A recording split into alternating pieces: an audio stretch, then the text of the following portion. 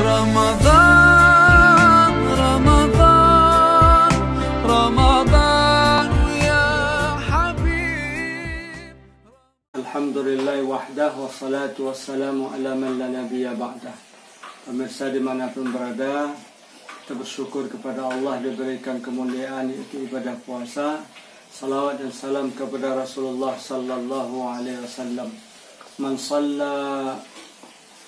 shalla alayya salatan sallallahu alaihi asyara salawat. Siapa yang bersalawat kepada Rasul satu kali, maka Allah akan bersalawat kepadanya 10 kali. Allahumma amin. Pada kesempatan kali ini, untuk kesempurnaan ibadah puasa kita, ada hal-hal yang disunnahkan oleh Rasulullah SAW guna kesempurnaan ibadah puasa kita.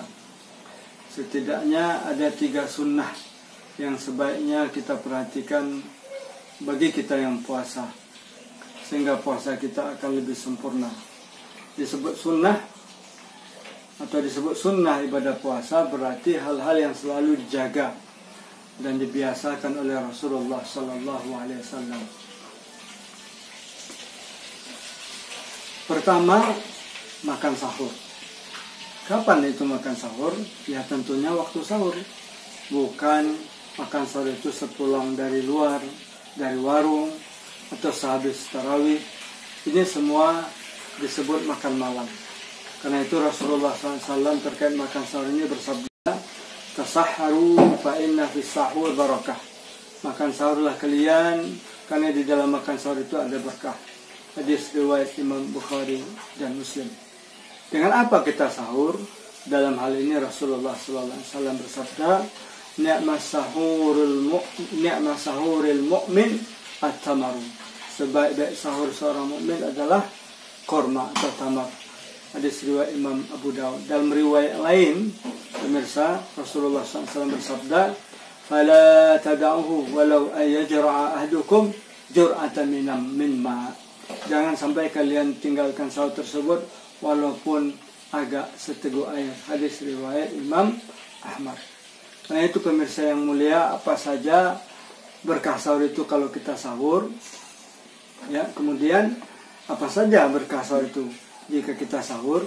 Nah, pertama, sahur itu membuat fisik kita menjadi kuat dengan sahur tentunya. Dan dengan sahur juga seseorang bisa mendapatkan waktu yang mulia, yaitu sepertiga malam di akhir untuk berdoa, memohon ampun. Dan kita ketahui bahwa sepertiga malam akhir itu adalah saat di mana Allah Subhanahu wa Ta'ala turun ke langit dunia untuk mengabulkan doa siapa saja yang berdoa dan memenuhi hajat siapa saja yang memohon hajat kepada Allah Subhanahu wa Ta'ala. Kemudian pemirsa yang mulia, sebaik-baik waktu sahur adalah beberapa menit menjelang masuknya waktu subuh. Dalam hal ini ada riwayat menjelaskan di mana Zaid bin Sabit pernah bertanya kepada Rasulullah SAW, berapa kadar antara kita makan sahur dengan azan sahur? Rasulullah SAW menjawab, "Qadra khamsina ayat." Sekadar atau ukuran 50 ayat. Hadis riwayat Imam Bukhari. Jadi intinya makan sahur itu tidak perlu lama-lama. Ya, guru saya masih ingat, Dr. Anda Hajar Nurul Hadi pernah bercerita bahwa, "Ibu, kalau waktu sahur waktu cuma minum segelas teh saja. Itu sudah cukup." Sebab pemirsa yang mulia, justru dengan makan sahur terlalu banyak, fisik kita justru menjadi lemah. Apalagi kalau makan sahur terlalu banyak lalu tidur, maka itu akan membuat fisik kita menjadi lemah. Yang kedua, di antara sunnah sahur itu adalah menyegerakan berbuka. Kalau sahur disunnahkan mengakhirkan, kalau berbuka menyegerakan berbuka. Dalam hal ini Rasulullah SAW bersabda, "La yazalun nasu bi khairin ma ajjalul fitrah." Umatku atau manusia, orang-orang yang berpuasa akan selalu berada dalam kebaikan selama mereka berbuka atau menyegerakan berbuka. Hadis riwayat Imam Bukhari dan Muslim. Jadi kebiasaan Rasulullah SAW adalah menyegerakan berbuka. Dengan apa Rasulullah berbuka? Dengan apa Rasulullah berbuka? Rasulullah berbuka dengan kurma. Atau kalau tidak ada kurma, dengan air. Nah, bagi yang berbuka, perlu juga diingatkan, jangan sampai lupa berdoa. Karena doa orang yang puasa itu lebih-lebih ketika berbuka adalah doa yang makbul, doa yang mustajab. 3 orang yang doanya mustajab, doanya tidak ditolak oleh Allah Subhanahu wa taala. 1, doa pemimpin yang adil. Pemimpin itu kalau berdoa, apalagi dengan suatu situasi sekarang, kalau dia adil, pemimpin yang adil, doanya akan mustajab. Kedua, doa orang yang puasa. Apalagi ketika pagi dan sore, ketika sahur mustajab, ketika sore, apalagi ketika berbuka, Masya Allah mustajab. Dan yang ketiga, doa orang-orang yang dizalimi, itu juga termasuk doa yang mudah diijabah oleh Allah Subhanahu wa ta'ala. Nah, ini menyegerakan berbuka, harus kita jaga ini. Semoga dengan menyegerakan berbuka, kita juga salat maghrib kita juga terjaga.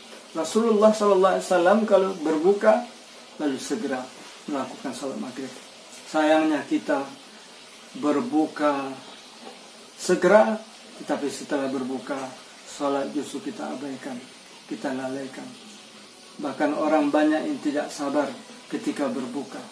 Dia sudah puasa, sudah sabar, sudah bagus puasanya, tapi ketika berbuka kesabarannya hilang. Karena itu berbukalah sekedarnya, lalu salat maghrib, lalu mari sempurnakan perbukaan tersebut atau makanan berbuka tersebut. Dan ketika berbuka janganlah sampai lupa, pemirsa yang mulia, berdoa.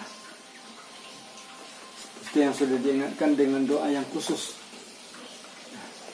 Dan jangan sampai lupa ketika berbuka berdoa, Allahumma laka sumtu wa bika amantu wa ala rizkika aftabtu birahmatika ya arhamar rahimin. Doa ini boleh, tapi doa yang aula, yang afdal adalah zahabal dhama'u. Tapi doa yang mulia atau yang afdal adalah doa zahabal dhama'u wabtalatil uruq wa thabatal ajr insyaallah. Dahaga sudah pergi, sudah hilang, urat-urat yang kering kembali basah, dan insya Allah pahala sudah pasti di sisi Allah Subhanahu wa ta'ala. Hadis riwayat Imam Abu Daud. Nah, doa yang kedua ini adalah doa yang lebih pas, dan doa ini tentu dibaca setelah berbuka. Sebelum berbuka kita membaca Bismillahirrahmanirrahim. Setelah itu kita minum atau makan, lalu seteguk, 2 teguk atau 1 buah kurma, lalu mengucapkan Zahabal dhama'u wabtalatil uruq wa thabatal ajru insyaallah, atau Allahumma laka sumtu juga boleh bagi yang biasa. Lalu yang ketiga, pemirsa yang dimuliakan Allah, yang harus kita biasakan, yang harus kita jaga sunnahnya adalah memberi makan orang-orang lain yang kelaparan, orang-orang fakir miskin, memberikan perbukaan bagi orang-orang lain. Imam Az-Zuhri, Imam hadis, ahlul hadis, membiasakan diri. Imam Az-Zuhri, salah satu kebiasaannya yang selalu dia rutinkan apabila masuk Ramadan adalah qiraatul Quran wa it'amut ta'am. Ini 2 ibadah pokok yang selalu dijaga oleh Imam Az-Zuhri.